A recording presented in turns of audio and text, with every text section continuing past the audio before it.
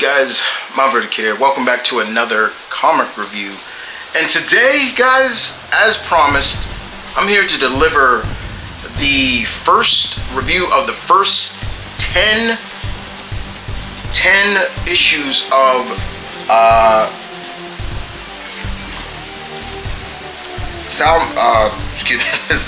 Saladin Ahmed's Daredevil run, including the giant size issue as well.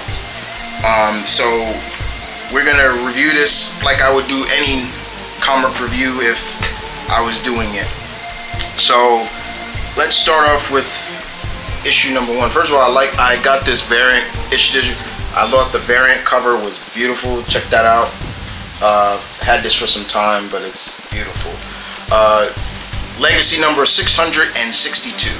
So, as we all know, what happened in Chip Zdarsky's run, Matt went to hell. He saved all his loved ones, and he thought he sacrificed himself. But somehow he's back now, and he has no memory of any of that. But he's no longer Matthew Murdoch, attorney. No, he is Father Matthew of the St. Nicholas Youth Home. And in this, he is definitely following in the footsteps, I guess you could say, of his mother. In this, we see Matt, and the kids love him. The kids love him. They call him Father Matthew and things like that. And you know, you got a couple of kids that are really cool with him, including one of the girls named Chloe. She's just really funny with him. But over time, you could see something as Matt starts to have he has these dreams, and also to a point, even though he's a father, a priest, he seems to can still be able to do a lot of the things you would think he could do as Daredevil. For example, there's a point where there are a couple of people that are acting a fool in front of the youth center that he is, and Matt comes out there and is like, leave. You should leave. And he's standing up to these big guys. He's like, leave or something bad is gonna happen to you. They don't leave, and this shit happens to him. This cover is better. Matt using his radar sense and beating the crap out of these thugs. And even to the point the kids are like, oh my God, how could you do that? I thought you were blind, and things like that. It's the funniest, it's the cutest thing. But like I said, Matt is having visions of his past, and he doesn't know where it's coming from. Now in the distance, we see Elektra, his wife, you know, watching him, and she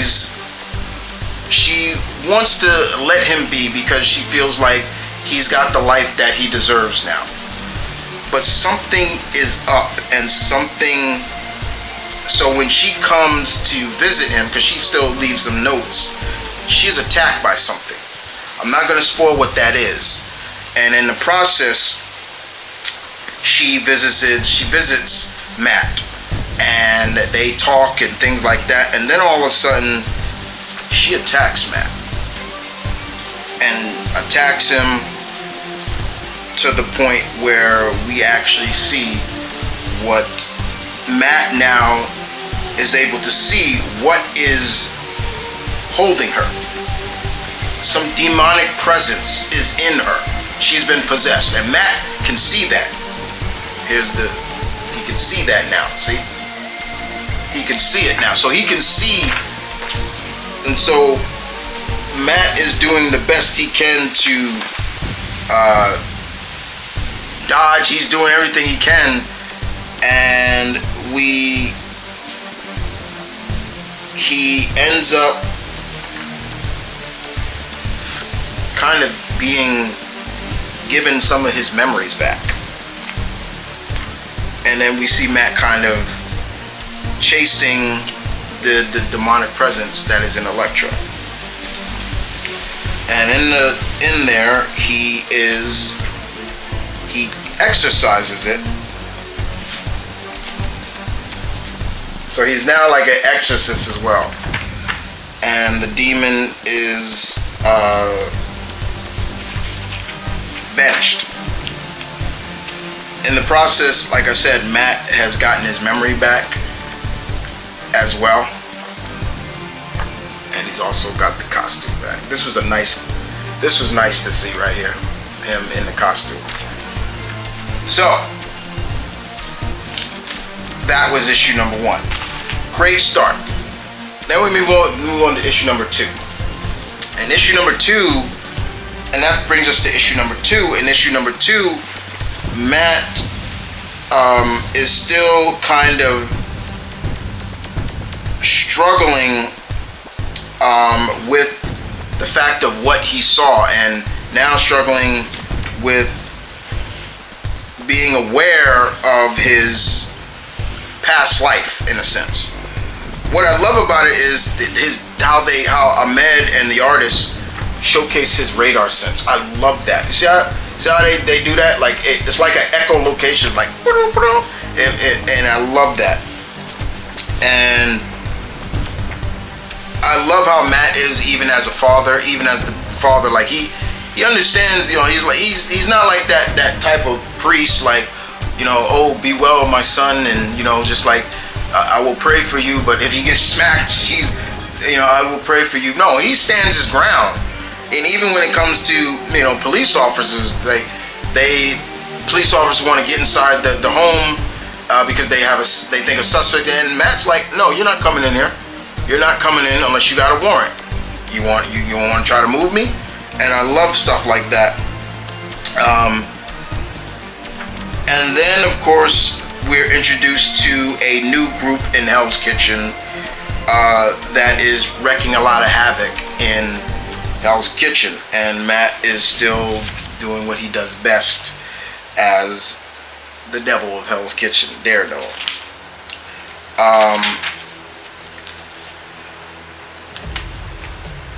But he also realizes he's still wondering about that demonic presence that was in Elektra that happened.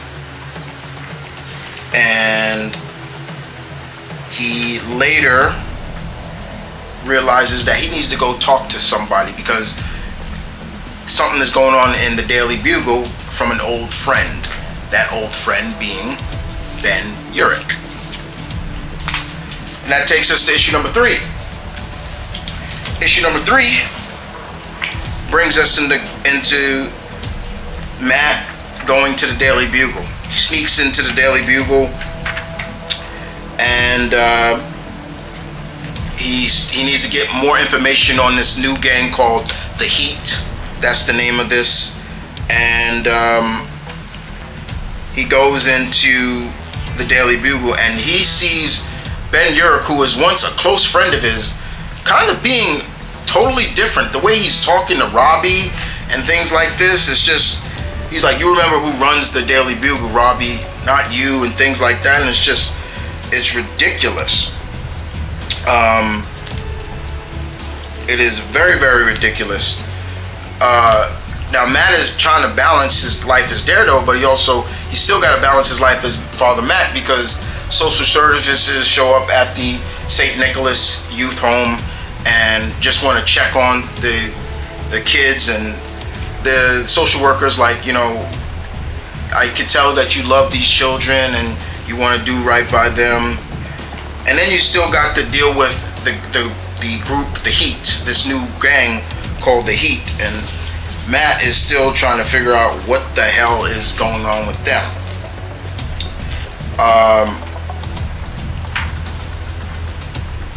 And that begins to, he finally figures out who one of the big wigs of the Heat is, because he picks up one of the members of the Heat's phone, and he listens to it, and he hears a voice that he knows very, very clearly. Who is that character? Bullseye.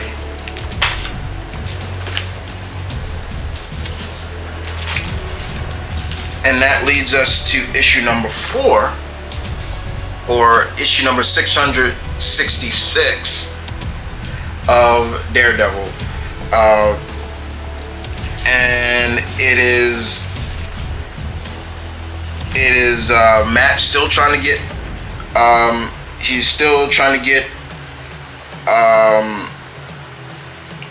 information from the Heat, the new gang, the Heat, and of course try to figure out what these rumors are that St. Nicholas, these St. Nicholas, because that's where he occupies, St. Nicholas Youth Home, all these rumors that Ben Urich is delivering in the papers.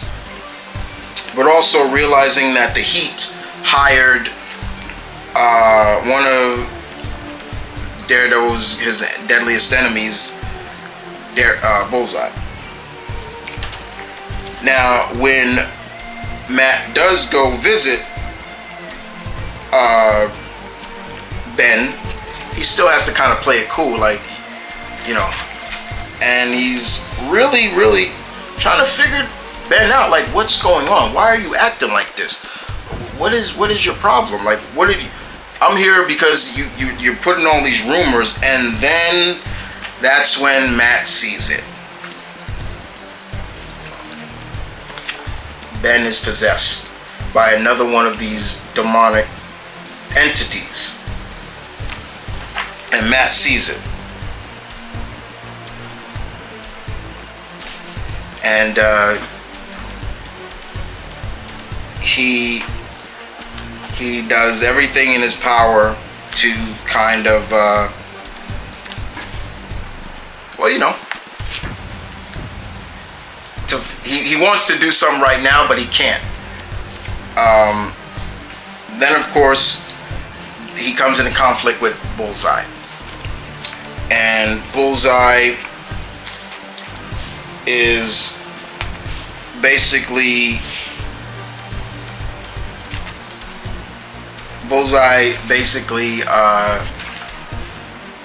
is hunting down people, including the Kingpin's son. And when Matt sees his son, he exorcises him, because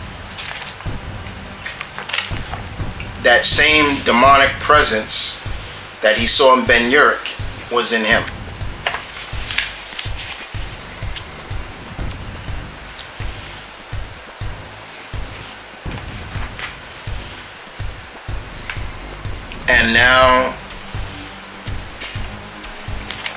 And that becomes the big case now. This is the second entity that Matt has seen, and it ends there.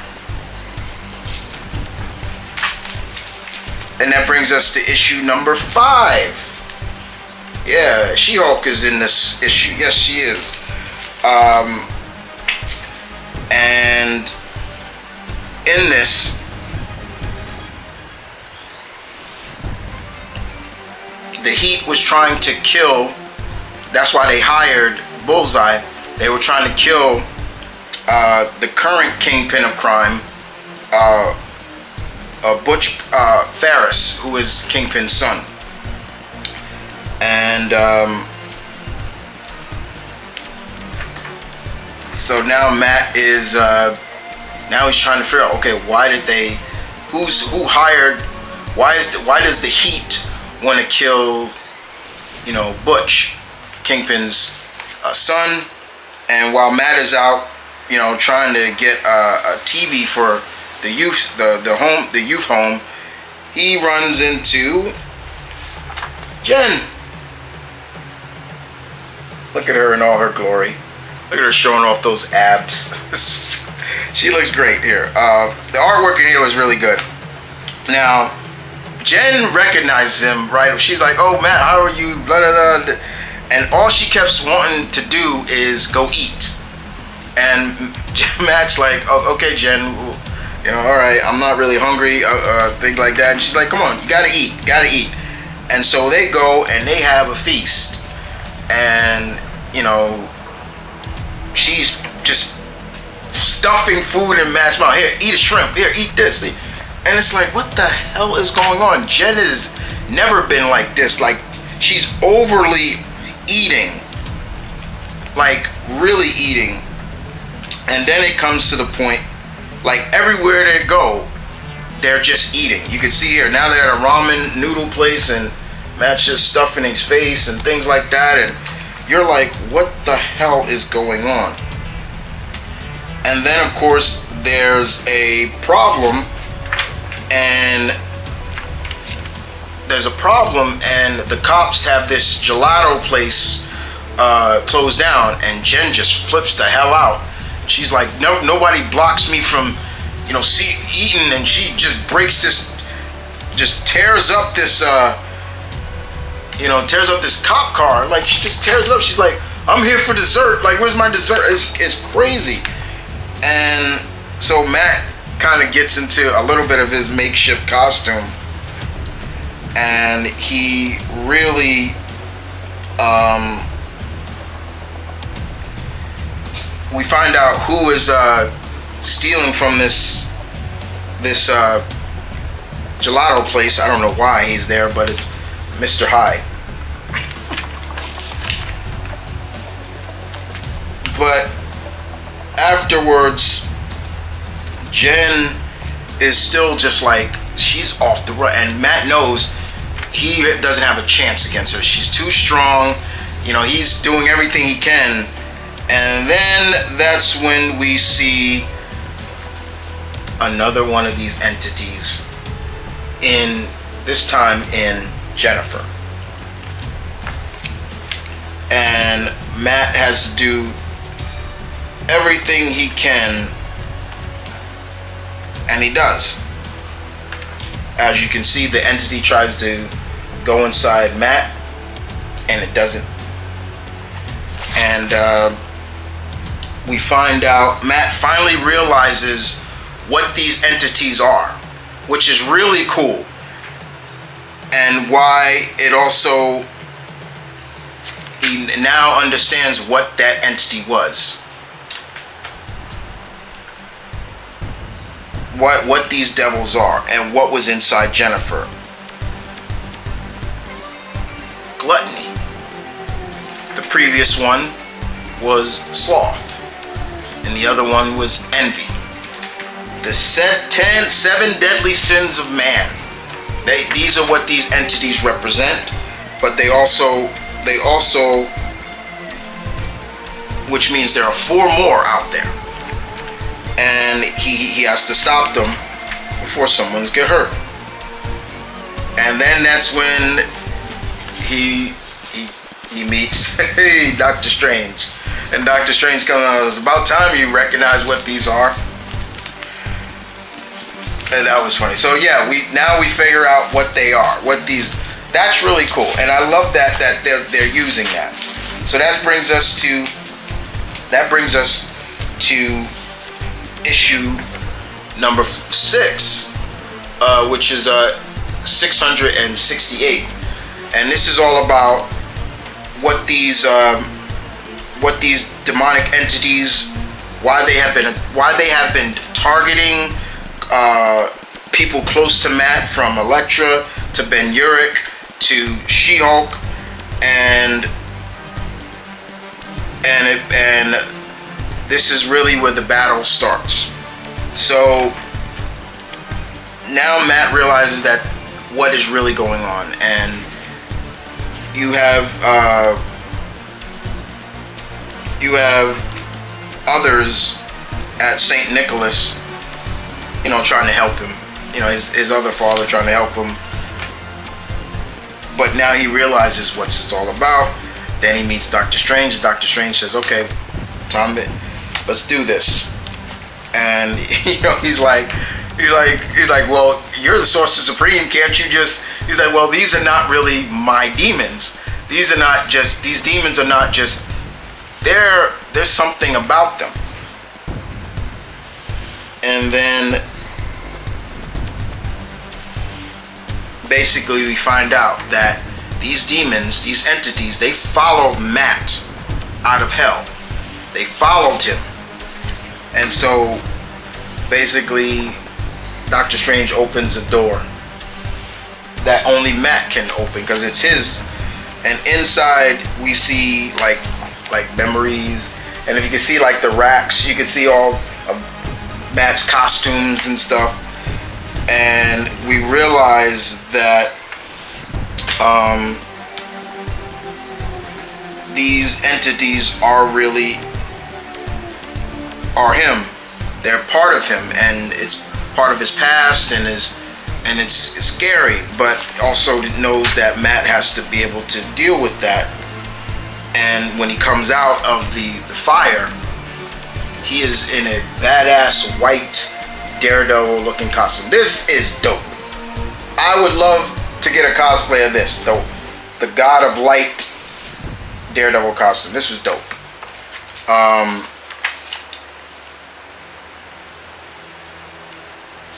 And so they're on, and now he also deals with the heat again. And then he realizes where he's trying to find Bullseye.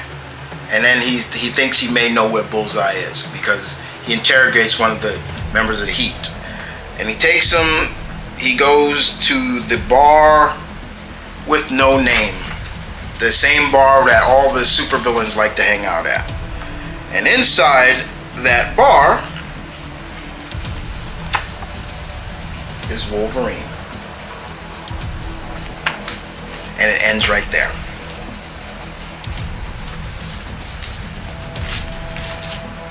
Fast forward to issue 7, or issue 669. We are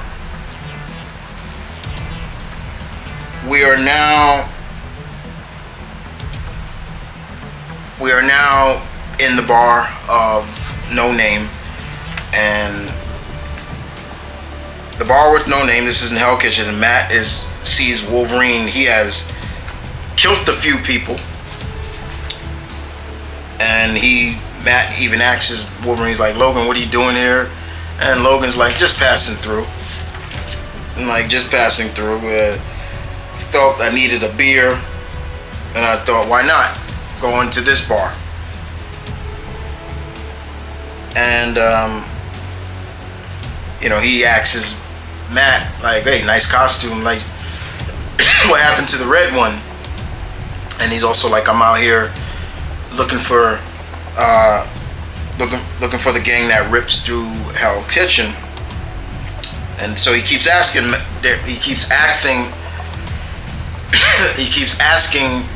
Logan, what are you doing here?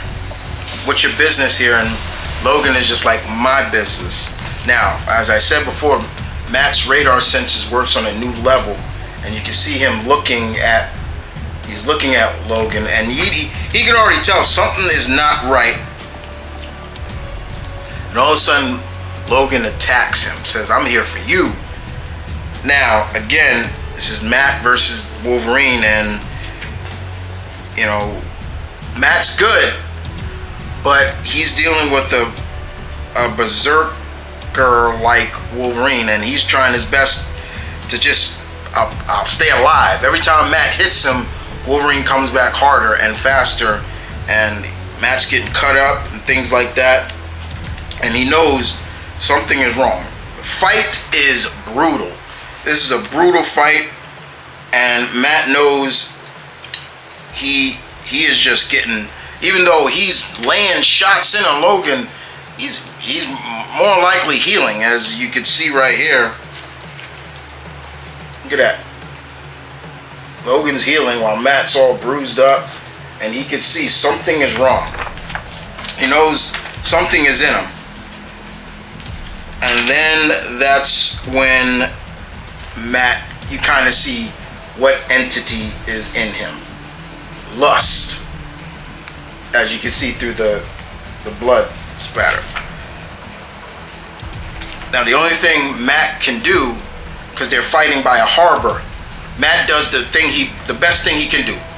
Throw Wolverine in the water, in the East River. Throws him in the East River, and because he's got all that metal, so he's gonna sink. And that's what Matt does. And also, Matt he's doing the exorcism while he's underwater, and he's able to get Wolverine free. And of course, you know, they have a beer, and you know, Logan's like, he's like, they're just like, man, he's like, Logan's like, this is not the first time I've been possessed. He's like, oh, he's like, it's not the first time I've been possessed.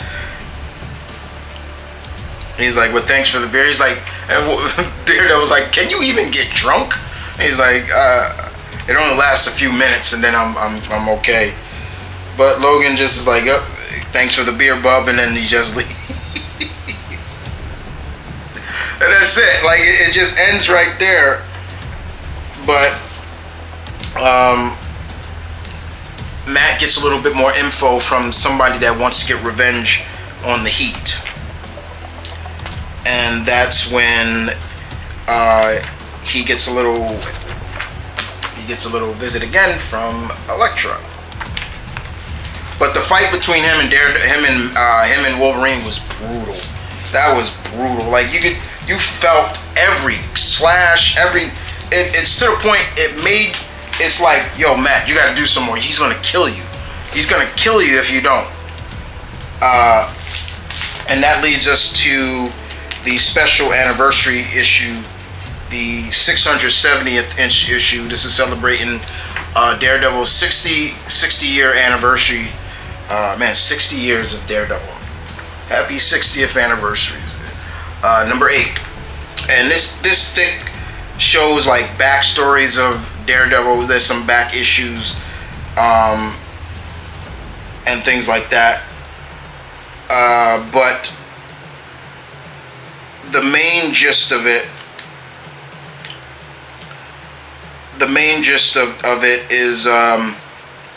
is basically the two Daredevils teaming up to take on the Heat in this. And once again, still Matt is still reeling from what he found out, what he knows about, you know, what these entities are. Like I said, the truth is that these devils are his own 7 deadly sins so far. So now we just saw, we saw envy, sloth,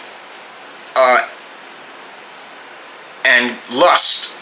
3 more now. 3 more are left. And in this, it's just both Daredevils fighting fighting Bullseye, and also fighting the Heat. And then, of course, Matt realizing that he might have to pay a visit. He realizes they track down Bullseye again in this issue. They track down Bullseye, and we find out who else is involved in this. And they realize the Heat is being led by Wilson Fisk. Dun dun dun. Wilson Fisk is back. The rest of the book is other stories that deal with Elektra and Matt from the past, and they were good. But the initial story was pretty good. This was fun. But no entities in this one. And that leads us to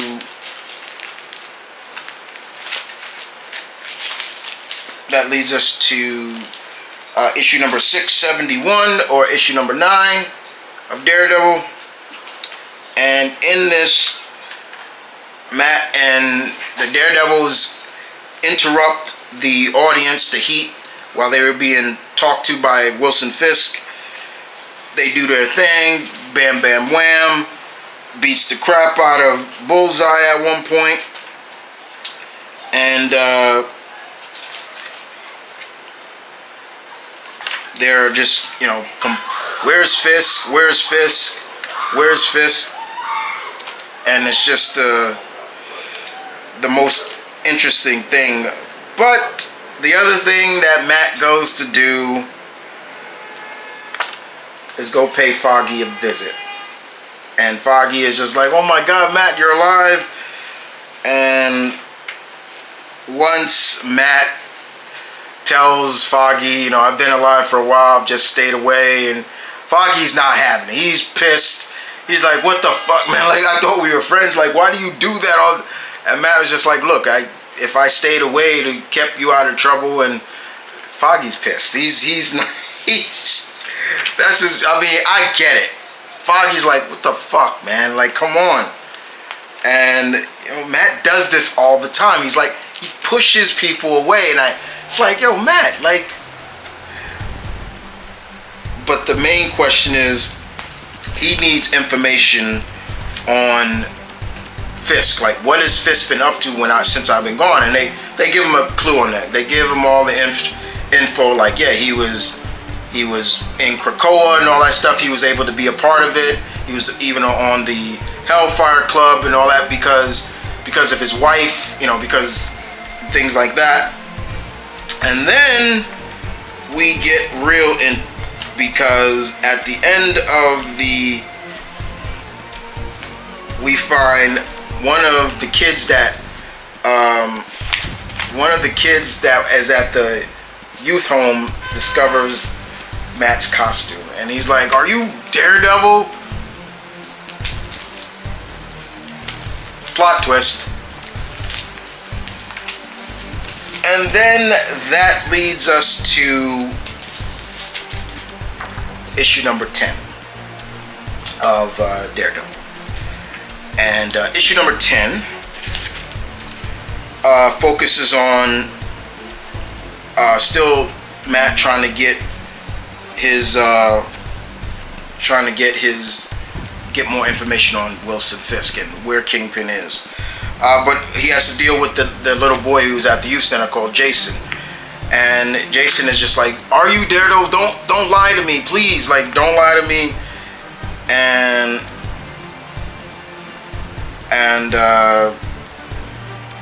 Matt tells him, yes, I am Daredevil.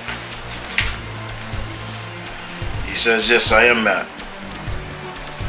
And Jason, the little boy, Jason says,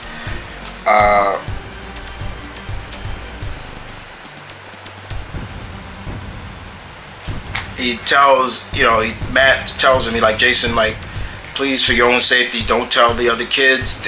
And there was a line here that really interesting. The kid says, Jason says, I ain't that stupid of crossing Daredevil. And then he says this, you might kill me like you did my father.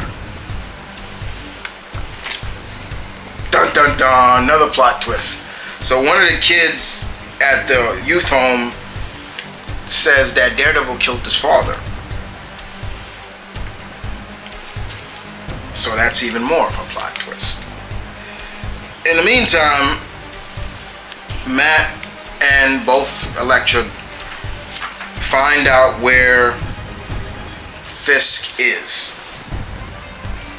And they just gotta get through, a group, get through members of the Heat. They do. And they basically,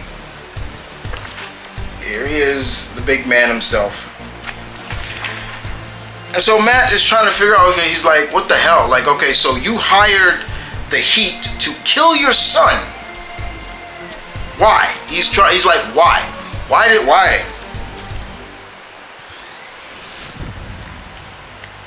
And he's like, this is your son, Fisk. Like, why did you do that?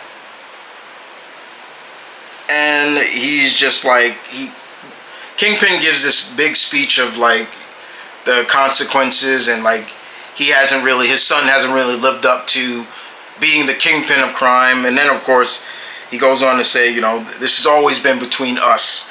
And a fight breaks out between the two, between Fisk and Kingpin.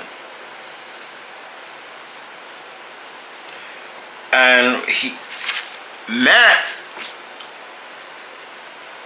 is having a hard time fighting Fisk. Like, usually they go back and forth. It's like even to a degree. But now Matt's like, yo, something is off about him. Like, he's a lot stronger, he's a lot faster, and that's when Matt realizes something. Take a look. He realizes that maybe something is inside, because Matt says this is not Fist, this is the devil. Like, this is the devil. And most likely it is greed is in him. I think it's something else, but it is maybe greed. And he talks about why, you know, he's going to do everything he can to destroy everything in his life, from Elektra to his life, and even the kids at the youth home, just the whole neighborhood of Hell's Kitchen. He's gonna destroy and take his soul. And outside of that,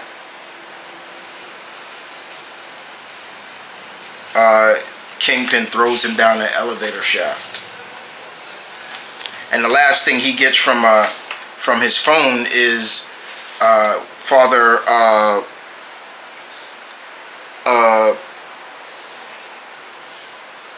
Javed, Javed, saying that Jason, the little kid, he ran away, and he's just Matt's just on the floor. So the cover does represent a little bit of something. I knew something was up with Fisk when the way he was talking. I'm like, this is not really Fisk talking. Something else is. That's not how Fisk talks. You know, talking about souls and things like that. And it is what it is. But still, it's just weird. Like, it's almost as if Fisk is come one with he's letting whatever possess him, but he also is inside of it as well. And that kind of brings us to the giant size Daredevil #1. And in this giant size Daredevil #1, kind of goes into detail and explains